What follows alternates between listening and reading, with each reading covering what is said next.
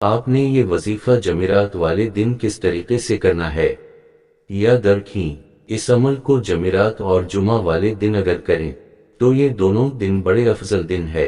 اگر افضل والے دن یہ افضل وظیفہ کر لیا جائے تو اس کے فضائل اور زیادہ بڑھ جاتی ہیں، اس کی برکات بھی بڑھ جاتی ہیں، اور جب فضائل اور برکات بڑھ جائیں گی، اگر آپ اللہ سے 1 گنا مانگیں گے تو آپ کو 10 گنا ملے گا۔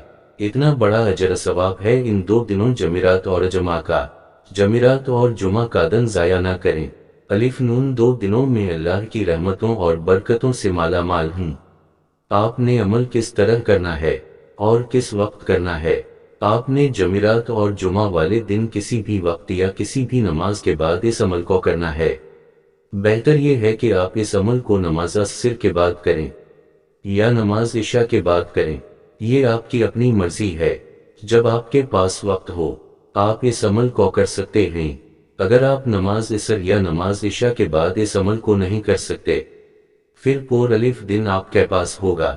پورے دن میں جب آپ اس عمل کو کر سکتے ہیں، لیکن اگر نماز عصر اور نماز عشاء کے بعد کریں گے تو اس کے بہت ہی فضائل و برکات ہیں۔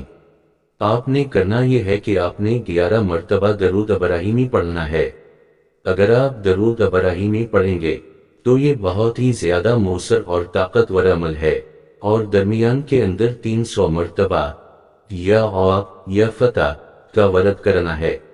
اول و آخر درود ابراہیمی پڑھ کر اپنی خالی جھولی کو اٹھا لیں اور اللہ کی بارگاہ میں رو رو کر مانگیں اور گڑ گڑا کر مانگیں، اور نا امید نہیں ہونا اور مایوس نہیں ہونا، کیونکہ میم وسیع ایک کفر ہے۔